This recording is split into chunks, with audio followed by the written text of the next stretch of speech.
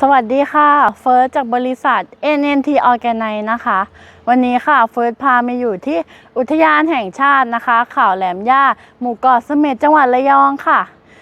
วันนี้นะคะทางบริษัทเรานะคะได้รับการติดต่อมานะคะให้มาทำงานฉีดพีโฟมนะคะใส่เรือ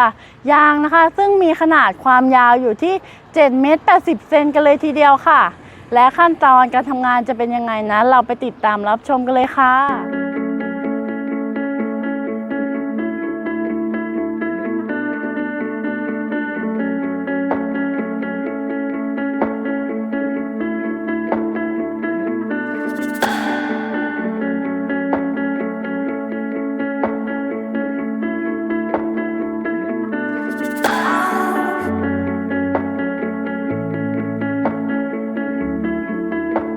และตอนนี้นะคะทีมงานของเราก็กำลังเริ่มทำการฉีดพีโฟมใส่เรือยางกันแล้วนะคะเดี๋ยวเฟิร์สจะพาไปดูขั้นตอนการทำงานกันเลยค่ะ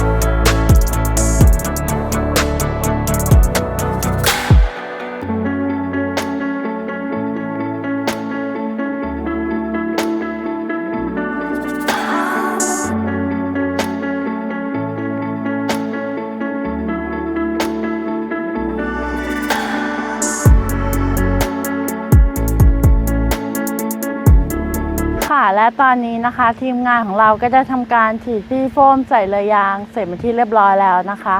หากลูกค้าท่านใดนะคะที่สนใจงานฉีดพีโฟมใส่เรือยางแบบนี้นะคะหรือว่าจะเป็นงานฉีดพีโฟมใส่เรือไฟเบอร์เรือประมงหรือว่าเรือคายักนะคะก็สามารถติดต่อได้ตามช่องทางที่ขึ้นด้านล่างนี้เลยค่ะ